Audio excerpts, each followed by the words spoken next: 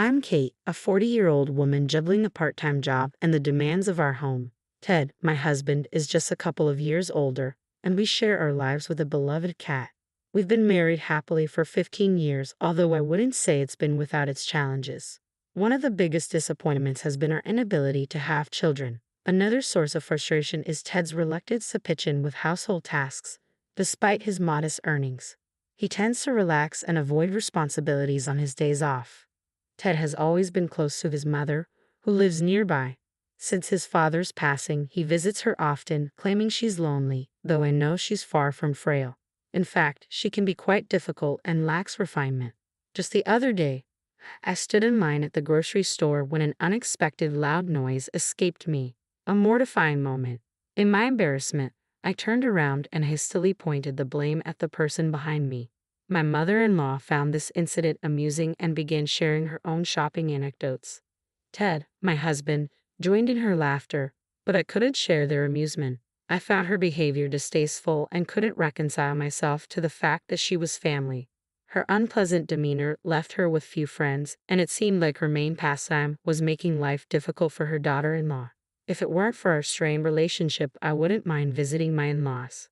However, I doubt any daughter-in-law would willingly engage with such a character. Even Ted's older brother and his wife, Rose, who used to live in the same house with her, couldn't tolerate her and eventually moved away. It's not hard to see why. Living with such a mother-in-law would be a daunting challenge, especially after Ron, Ted's brother, passed away.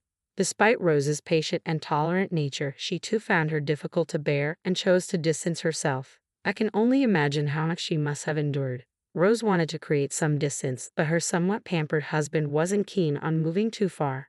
As a result, the three families now live separately but close by. It makes me wonder if all the brothers are Mama's boys. What could possibly be so appealing about a mother-in-law like that? Even if I had to reside under the same roof as her, I could manage it if it were in separate living quarters. However, when she recently summoned me to discuss family matters, the contentious issue of living together came up again. I think it's time for us to consider living together, she said, sparking the heated debate. Live together? When can you guys move in? Just as I thought she had gathered us to discuss something else, she abruptly brought up the idea of living together. What surprised me even more was her assumption that it was already decided and she was jumping straight into discussing moving and dates. I was taken aback. Wait a minute. Hold on. I don't want to live together, I blurted out. I've seen how much trouble Rose went through, and I don't want to go through the same. I'm not asking you, I'm asking Ted, she retorted sharply, brushing aside my clear refusal to consider living together. My objection seemed entirely disregarded, despite the fact that I would be directly affected by such a decision. Well, I don't mind living together, Ted chimed in unexpectedly. And when it comes to taking care of Mom in the future, it would be easier for Kate if we're all under one roof, wouldn't it? I couldn't believe Ted had agreed to this so readily, assuming I would take on the caregiving responsibilities in the future. Take care of you. Are you serious? I exclaimed, incredulous. After all the difficulties you've caused Rose and me. Her expression soured at my response. Oh dear, that sounds rather harsh. I was just offering some guidance as your elder in matters of health and family. Education. Is she really the one to talk about education? I mused silently. Regardless, I have no intention of living together or taking care of you. If you insist, I will file for divorce, I stated firmly, startling Ted. Whoa, wait, divorce over this? Ted reacted, clearly flustered. Considering divorce over being coerced into living together and caregiving without regard for my feelings is not unreasonable, I asserted. I have a job and stable income, so I'll manage just fine even if we separate. Ted was left momentarily speechless. Well, if Kate truly doesn't want to, then I suppose we'll have to ask your brother and Rose to return, she interjected, causing Rose to panic. Oh, I can't live with my mother-in-law again. It would be detrimental to my mental health. Absolutely not, Rose exclaimed, clearly distressed. However, this time her husband attempted to soothe her. Calm down, Rose. Mom may have been tough on you in the past, but it was out of concern for you. She regrets it now, he reasoned. Regret? I haven't seen any signs of regret from her at all. Rose retorted, clearly unconvinced. Yeah, you never argue back no matter what I say, so it's not much fun for me either. It's tough when a daughter-in-law is as straightforward as Kate. but it's also difficult when she doesn't express her thoughts," her brother-in-law added unexpectedly. Rose was left speechless at his unexpected remark. Standing beside her, I too was taken aback and rendered speechless. Rose had always been a homemaker. "If you divorce, you'll struggle financially right away. Kate works diligently, unlike you," remarked the brother-in-law, prompting the mother-in-law to chime in. "It's true, Rose. If you continue to be selfish, your husband might leave you. When a woman lacks good looks and a good figure, she ends up alone on the streets." I couldn't believe the mother-in-law's lack of remorse. She seemed to be escalating further. "Rose used to be so pretty when she was young. Now she's gained quite a bit of weight," she continued, seemingly oblivious to her hurtful words. I wondered where this conversation was heading. "Did you hear about those big deals? The zoo deals?" I'm interested," I murmured, trying to change the subject. But the brother-in-law burst into laughter. "Oh, that's terrible. Are you comparing me to a seal?" Rose choked back tears as she spoke. I felt flustered, wanting to comfort her, but the mother-in-law and the brother-in-law continued their insensitive banter. No, it's just a misunderstanding. I was talking about the upcoming event at the zoo, right, brother-in-law?" The mother-in-law interjected hastily. "Seals wave their flippers and go ho-ho, don't they? Ho-ho, it's a spot-on imitation." To my disbelief, the brother-in-law and mother-in-law began imitating a seal, flapping their hands at their sides. "Stop it, please. Are you both out of your minds?" I exclaimed, shocked by their behavior. Rose couldn't hold back her tears and stormed out of the house. I hurried after her, chastising the mother-in-law. "How can you both be so thoughtless and disrespectful? It's no wonder Rose and I refuse to live with you." Ted interjected angrily. "You act all high and mighty because you work, but you're just another woman trying to make it on her own. You'll end up on the streets like Rose. Don't think of threatening divorce. You'll regret it." His words stung deeply. While I was in a more stable position than Rose, I couldn't easily dismiss the idea of divorce either. "I absolutely refuse to live together," I declared firmly before storming out of my in-laws' house. My priority was finding Rose and offering her comfort. After searching through town, I spotted Rose walking slowly. "Rose." "Kate." Rose turned, her tear-streaked face showing her distress. I managed to calm her down and led her into a nearby cafe. "I can't take it anymore. I've always been bullied by my mother-in-law, and Ted never supports me." I sympathized with her. "Yeah, both brother-in-law and Ted are such mama's boys," Rose sighed in agreement. "It's not just the bullying from my mother-in-law. I can't tolerate his cheating anymore. And even worse, my mother-in-law is helping him cheat," Rose suddenly confided, catching me off guard. "Wait, hold on. Brother-in-law is cheating, and your mother-in-law is in on it?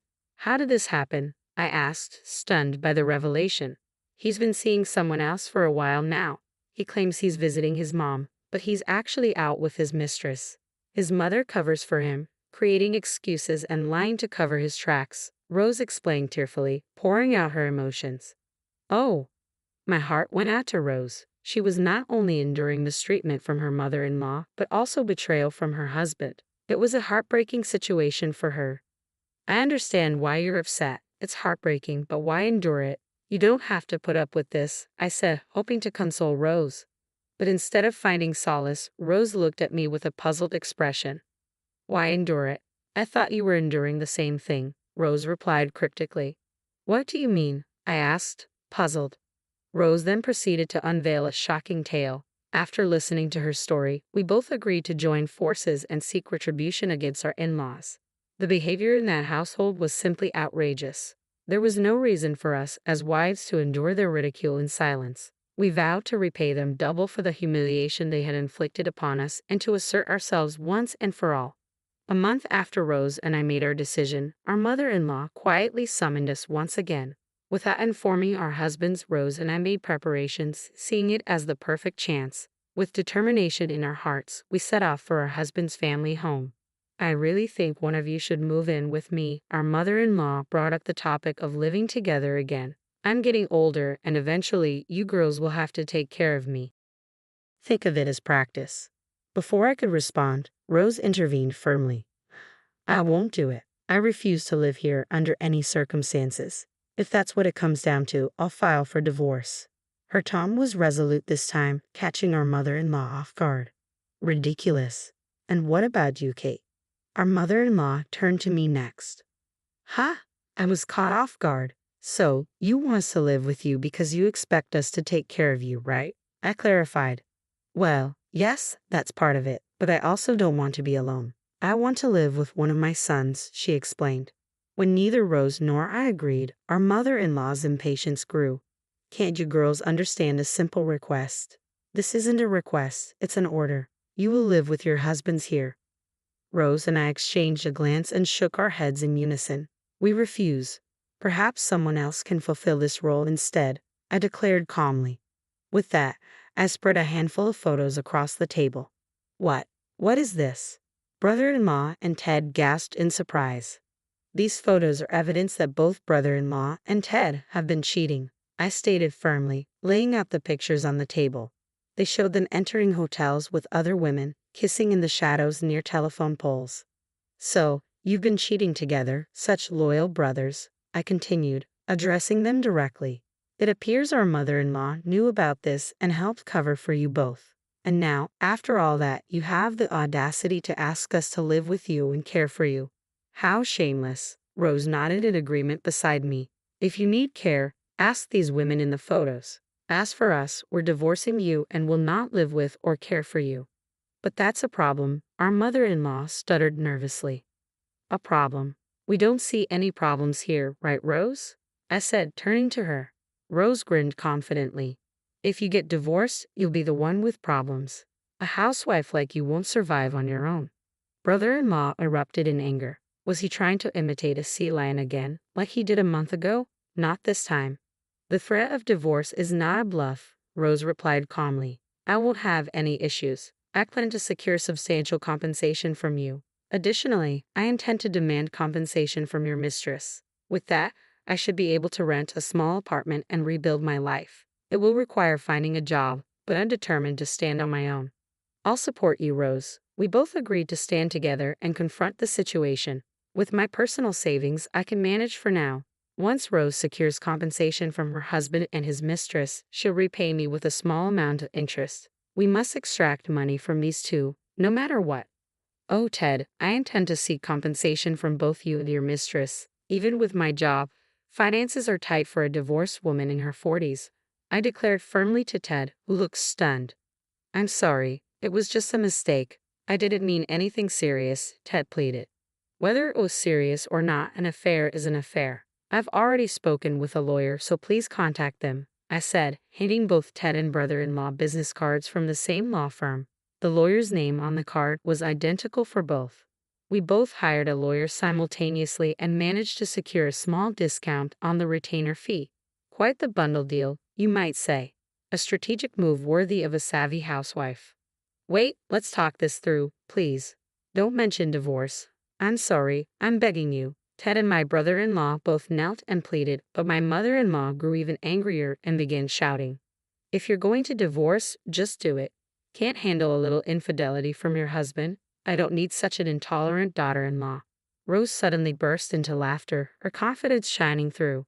After all, a woman gains strength with a big move. Mother-in-law, you seem quite tolerant of infidelity yourself.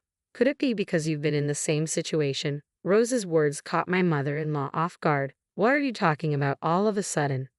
Didn't you have an affair back in the day? That's what the neighbors said, with a part-time student from Ted's swim club. What's going on with your family's DNA? I know your late husband was diligent, but where did you hear such nonsense? Maybe you should ask around, I retorted, puzzled by my mother-in-law's accusation. Well, we'll be packing our things now, Rose and I announced in unison, standing up with bright smiles. Enjoy your time. Following that, Rose and I returned to our respective homes, gathered our pre-packed belongings, and departed. We had already secured an apartment, where we met up later. Despite numerous calls from Ted and my brother-in-law, we ignored them all, leaving everything to our lawyer. Eventually, our dual divorces were finalized and we received our alimony. My mother-in-law's plan to have her daughters-in-law care for her failed, leaving her to rely on her two sons. Evidently, a dispute arose between my brother-in-law and Ted over who would take care of her. Come back, it was my fault. Let's start over. I'll be waiting for you at the restaurant where we used to go on dates. Every night, emails like these from my brother-in-law and Ted kept popping up on Rose's and my phones. After work, we would read them, share a drink, and laugh about our ex-spouses. Hey, Rose, you remember which restaurant he's talking about? I asked one evening. I'm not sure. The restaurant where we used to go has been torn down. I wonder where he's waiting, Rose replied thoughtfully. It was just Rose, myself, and our cat now. After Rose found a job, she moved out of the apartment we had escaped from together, away from that toxic family. Despite living separately, we remained close, supporting each other as friends. As I stroked my beloved cat and sipped my coffee, I savored the peace of my new life. All right, everyone's presentations are done, Nick, the manager, said as he tried to move the discussion forward. Excuse me, I haven't. I recently found out something. Nick interrupted me and began to speak. There's apparently someone in this department who didn't graduate high school and is just a part-timer. Meetings should be for employees only. Absolutely right. His lackey, Mike, of course, agreed with Nick. I'm leaving. After leaving the meeting room, I started to shut down my computer. I noticed that an email had arrived, not in my personal inbox, but in the company's shared email. Thinking, there's no point in speaking up, no one will listen, I went home quietly. The next day, I heard a commotion from Nick's desk. He was staring at his computer screen, his face pale. Nick? Is something wrong? Mike looked at the screen with him. And he turned even paler than Nick. Why is he so angry? Knowing the reason for Mike's distress, I thought to myself, serves them right. My name is Adam. My mother passed away when I was in the 9th grade, and I was raised by my father. Well, you could hardly call it being raised.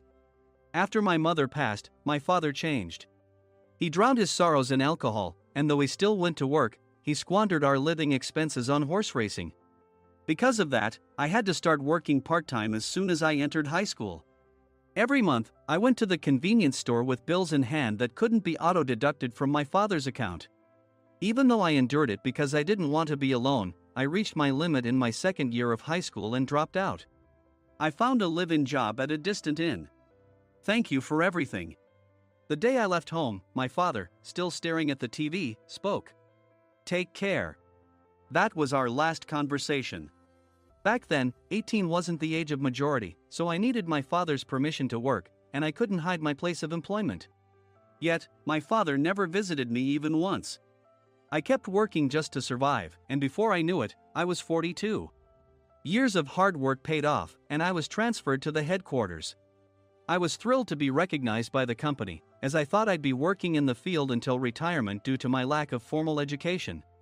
Listen up. Our work can change the future of our employees. Don't drag us down.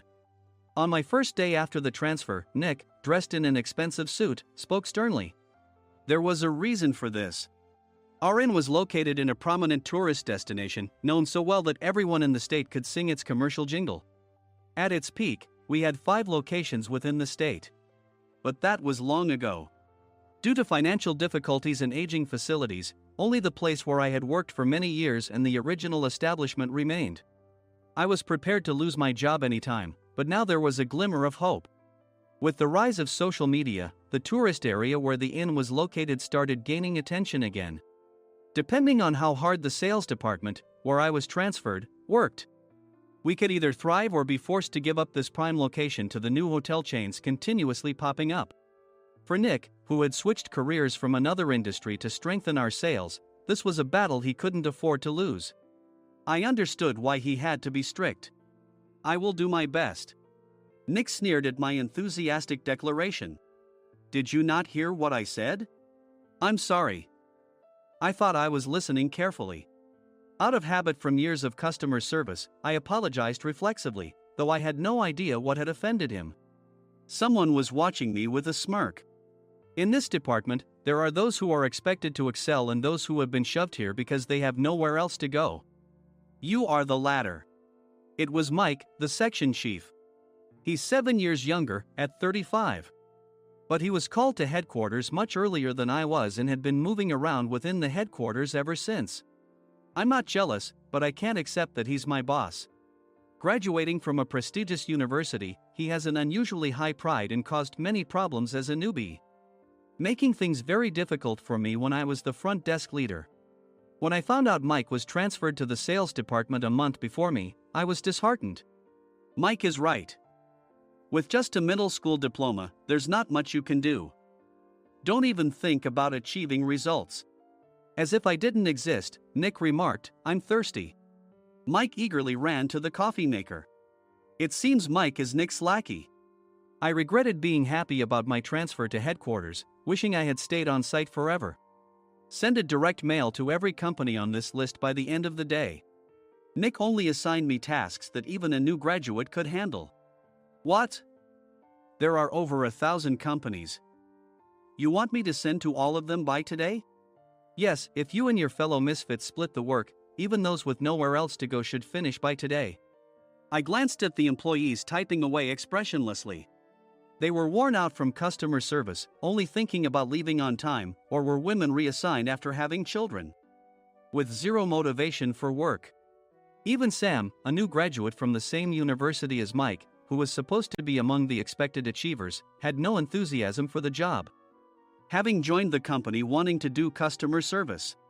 I don't care what they say, I plan to quit any time, he said. Only Nick and Mike were highly motivated, making all the decisions between the two of them. I originally only wanted to work at the inn to survive and had no particular attachment to this job. I swallowed my words, thinking I had no right to reprimand them. About a month after the transfer, Nick told us with a frustrated look. To commemorate the 50th anniversary, we've decided to create a plan exclusive for one group per day. Originally, Mike and I were supposed to come up with it, but our president, Mr. Thompson, insists on hearing everyone's opinions. So, you all get a chance. As Nick explained, Mike began handing out prints. Make sure not to embarrass Nick. If your ideas are half-baked, you'll have to redo them. It seemed that they had printed his handwritten notes by Mr. Thompson, which included several questions and a section for free responses. It made sense why Nick had to seek our input, given that all responses had to be submitted to Mr. Thompson. We were given a week to think about it, and a meeting was scheduled to compile our ideas. My plan is to let guests enjoy both the old and modern America. Nick began the presentations. Guests would watch a master confectioner at a nearby traditional sweet shop make sweets in front of them. The welcome drink would be premium tea in a bottle. Nick's plan was certainly attractive. After his presentation, Nick called on us to present in the order we were seated. Just as I stood up for my turn. All right, everyone's presentations are done. Excuse me, I haven't. I recently found out something. Nick interrupted me. There's someone in this department who didn't graduate high school and is just a part-timer. He was likely talking about me. I joined the company as a part-timer and was made a full-time employee when I turned 20. That was 20 years ago, so Nick and Mike probably had no chance to know until recently. Meetings should be for employees only. Absolutely right. After that, Nick kept creating opportunities to solicit everyone's opinions, purposefully excluding me from speaking. The meeting unexpectedly heated up and went past the scheduled end time. A few people asked to leave, and the discussion continued with the remaining few. Still here? Normally, you'd leave in that situation. Though I had no attachment to the job initially, hearing kind words from customers made me want to make them happier. For someone like me, with nowhere to go, the inn was my home and customer service was my life. I felt pathetic about my current self. I'm leaving. I left the conference room and started shutting down my computer. I noticed an email had arrived, not in my personal inbox, but in the company's shared email.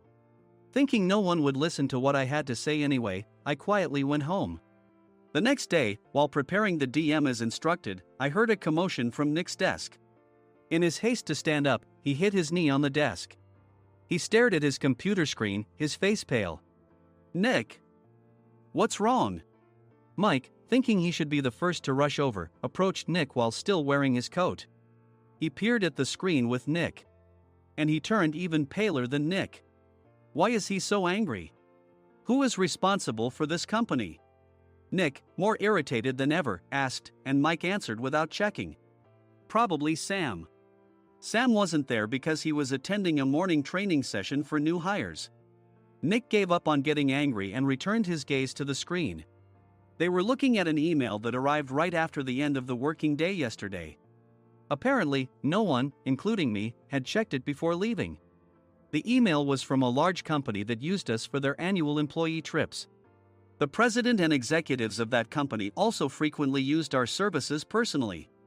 President of the company, Mr. Mason himself, had declared that neither he nor his company would ever use our services again. Well, some companies cancel their employee trips or stop using our services due to financial struggles. Let's just move on. Mike kept wiping the sweat from his forehead with a handkerchief. Knowing why Mike was so agitated, I quietly watched their interaction. Do you know how much revenue we get from that company? We can find other guests to fill the rooms, but we'll lose the banquet costs, gift shop revenue, rental car fees, and more. Moreover, the gifts were supposed to be prepared by the traditional confectionery shop involved in Nick's proposed plan. If it's known that we incurred such a huge loss at this critical time, Nick's position in the company would be jeopardized. Nick took a deep breath, seemingly trying to calm himself. All right, Mike. Go to New York right now and apologize to Mr. Mason. What? You're coming with me, right? I have urgent work to do. I trust you, which is why I'm entrusting this to you. Please. Mike, believing Nick's sincerity, agreed with a determined look on his face, saying, yes. That's Nick for you. Even if Mike went to apologize, Nick would shift all the blame onto him if the client didn't change their mind. Well, it was Mike's fault to begin with, so it served him right. About 3 hours later, Sam answered a call from somewhere and repeatedly apologized, saying, I'm very sorry. Everyone watched to see what was happening. After ending the call, he informed Nick with a weary tone.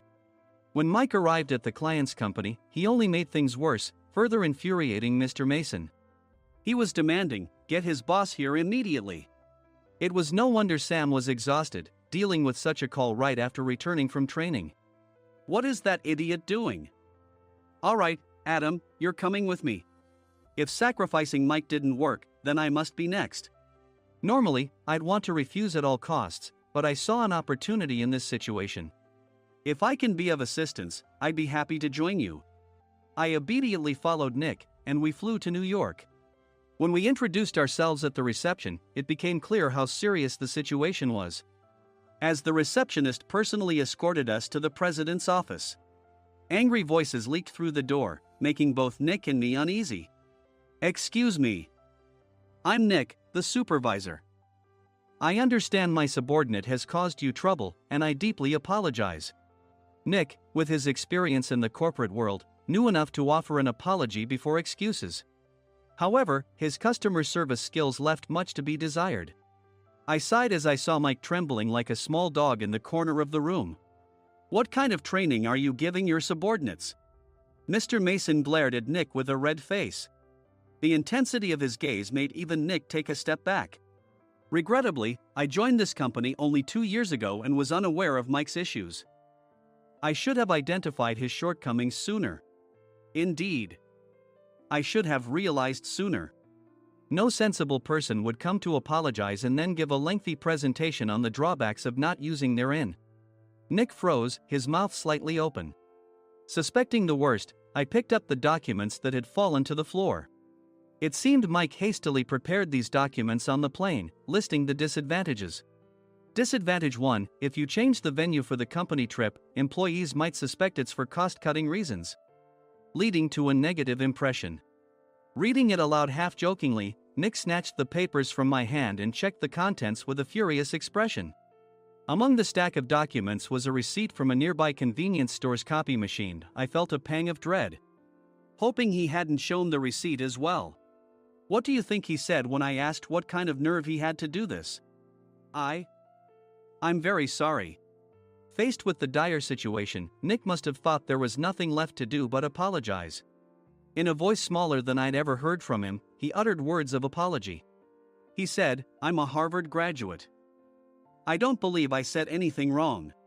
Mike, what have you done? Forgetting his plan to pin the blame on Mike, Nick yelled loudly, even in front of Mr. Mason. I didn't do anything wrong. You're still saying that? Look at him. Mike pointed at me with a shaking hand. I was assigned to headquarters in my 20s and now I'm a section chief. This guy only made it to headquarters at 42. Everything I've done proves I was right. So why are we losing the contract? Having said his piece, Mike collapsed to the floor. Of course. You were sent there because you had nowhere else to go. Mike never expected to hear such words from someone he looked down upon. He lunged at me, and Nick hurriedly stepped in to stop him. Mr. Thompson told me Mike is a quick thinker, and to take good care of him. There's no way he was pushed aside. Don't make things worse here. He didn't say quick thinker, he said only quick-witted, didn't he? I don't remember that part. I recalled the many troubles Mike caused when he was a newbie. When Mike was on the front line, his pride was so high that he never apologized to customers. Customer service, especially in our job, doesn't work alone. It brings both good and bad situations. If the front staff or housekeepers made mistakes, or the cleaning company didn't properly clean a room, one had to apologize to the customers regardless of personal fault.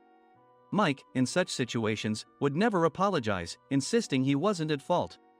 This often angered customers, and as the front desk leader, I frequently had to apologize on his behalf. He caused complaints and disrupted operations, which is why he was quickly moved to headquarters. In departments where he didn't interact directly with customers, his quick thinking was beneficial and things went well. But it seemed his flaws were starting to show.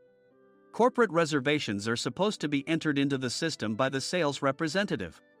But a quick check yesterday revealed that more than 10 items were missing from the client's reservation.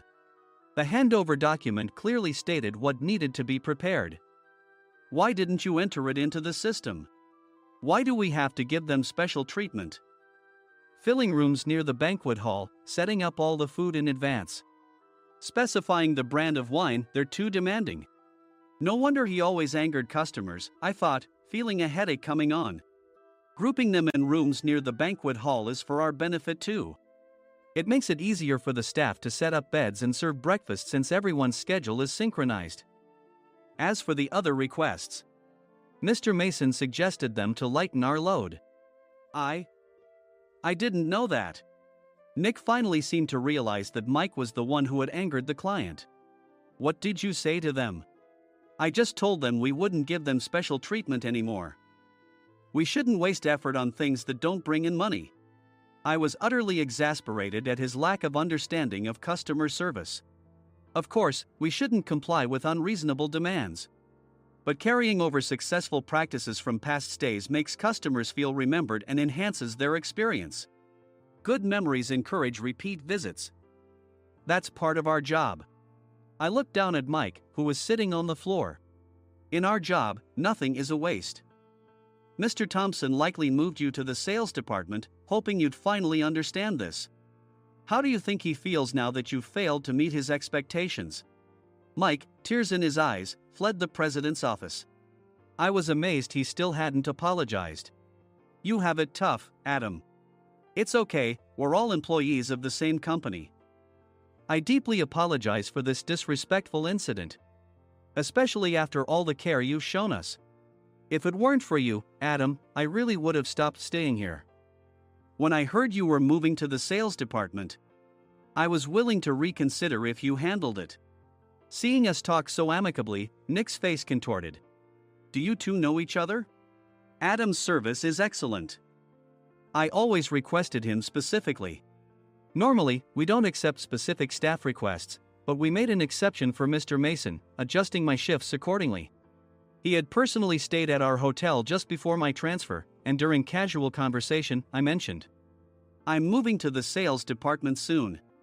If I hadn't told him then, things could have been much worse. Please continue to take care of us. I look forward to it. On the return flight, Nick awkwardly offered me a can of beer. It's still working hours. Of course, I had no intention of forgiving him for a single beer. Nick might try to pin everything on Mike and avoid any consequences. While pondering this, a startling fact came to light. Nick, the tea bottles for the plan have arrived. I handed Nick a bottle labeled with our inn's name. They look good. What are you talking about?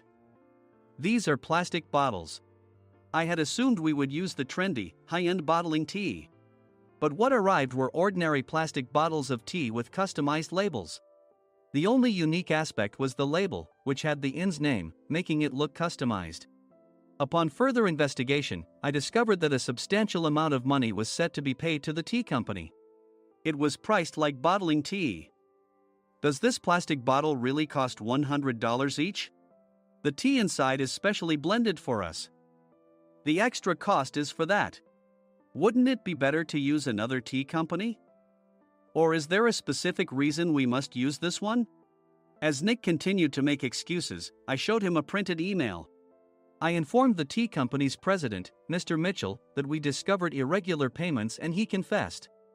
He said you two were high school classmates and planned to split the extra money. That idiot.